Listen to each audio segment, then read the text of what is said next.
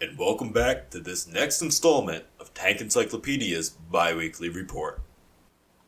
For the archive section, we have this amazing drawing showing the Japanese artillery grid positions for the island of Okinawa, used to coordinate the artillery batteries used by the Japanese during the savage fighting on the island.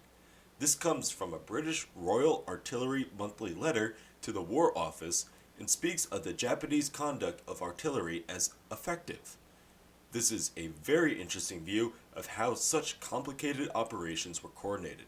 Thank you to Jeremy Rosenblatt for this awesome piece of history. For a book review, let's have a look at Polish Armor of the Blitzkrieg from Osprey. When many people think of Poland in World War II, they often scoff and think of overwhelming panzer units massacring unprepared and under-equipped infantry and cavalry. However, the real story isn't as black and white. Poland understood the position it was in and did its best to acquire modern military technology and had a sizable tank corps by the outbreak of the war. These tanks were comparable with those of the Third Reich and the Soviet Union. The overall content is brief but concise, filling every one of the 48 pages full of information. It gives an overview and goes into depth when needed, but doesn't drag it out and make the reader feel bored or out of their zone. The introduction and conclusion are polished and really make this new Vanguard one of the better ones. Unfortunately, I feel that many of the new Vanguard series tend to finish rather abruptly. The nice touch at the end are the appendices of the various different Polish armored units. Like all Osprey titles, it is decked out in detailed and colorful illustrations, which are definitely a plus in my book. The amount of photos, too, also help flesh out the book and put weight into the writer's words. This is a must-read book for those interested in armored development, as well as the Second World War. It helps the reader understand that Poland wasn't some weak nation that just fell over as soon as Germany crossed its borders, but a prideful nation that was caught up in the times and put up a spirited defense in the face of unparalleled odds. Modeling news. Mirage Hobby released their Rebox version of the US light tank M5A1 late in 72nd scale with updated and new parts. Real Model released their detailed set of slat armor for the Tamiya Leopard 2 A6 and 35th scale.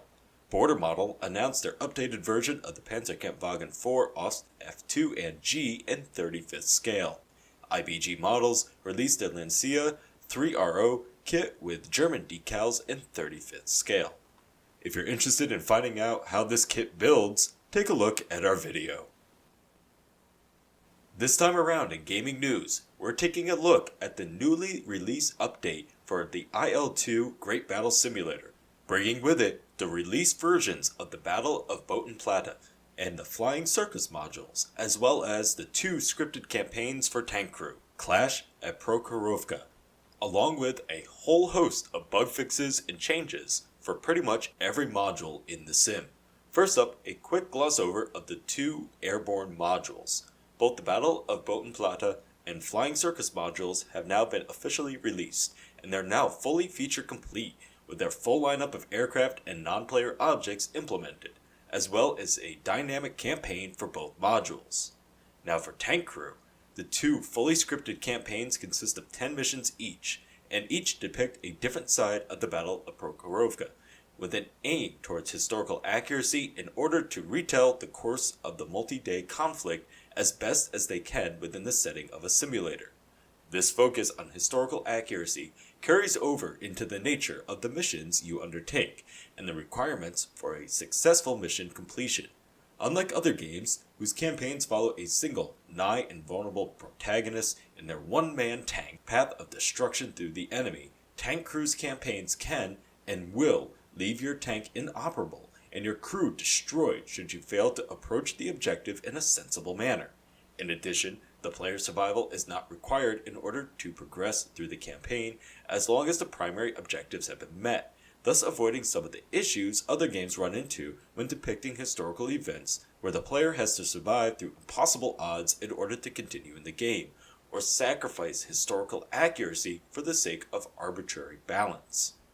Finally, a glance at the miscellaneous updates and additions coming with Update 4.001. New simplified AI-controlled variants of the M4A2, M4A3, and Tiger have been added, allowing map makers to add some more challenging and varied opponents to their missions without negatively impacting game performance. Tank Radio Chatter and the new Tank Commander interface have also been added, which will give the player the ability to command their vehicle without ever having to manually fire a shot, as well as ordering the other vehicles in their platoon or squadron. All of this coming with a host of minor changes and improvements to player and AI vehicles in the simulation.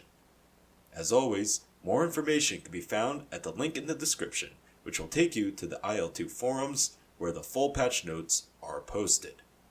For our first article, we will be exploring the 4.7cm Pak-T SFL off Panzerkampfwagen 1 SD KFZ 101 on term or the Panzerjäger 1.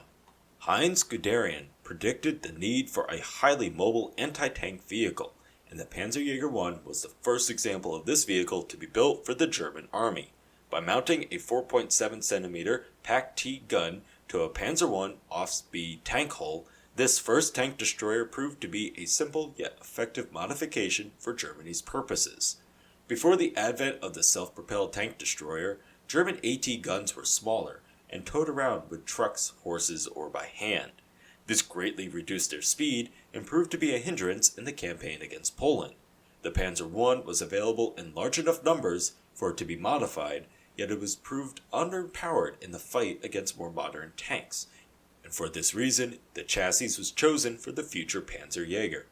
Serving in the invasion of the Soviet Union, France, the Balkans, and North Africa, the Panzerjäger 1 proved to be an effective anti-tank platform, despite the poor armor, underpowered engine, and lack of reasonable optics. Still, its gun was able to knock out many of the light tanks it came across, and in the end, proved that having a mobile, self-propelled anti-tank gun was to be an asset to the army. One example of this vehicle survives today in the Vertechnische Dienststelle at Trier. This article was written by Marco Pentelik and was illustrated by David Boccolet. Our second article features the CV9040A and B, a Swedish IFV developed in 1991. The Swedish Defense Material Administration required a vehicle that was to be first and foremost mobile, with efficient use of internal space to reduce the weight and size of the vehicle. After some layout design changes, it was settled on a crew of 3 for the driver, gunner, and commander, and a space for 7 soldiers in the back. This allowed the engine, the Swedish Scania DSi-14 V8 diesel, to be placed side by side with the driver. The soldiers ride in a semi-reclined position, which is not only more comfortable, but also allows the height of the vehicle to be reduced beyond that of other IFVs of other nations, such as the M2 Bradley.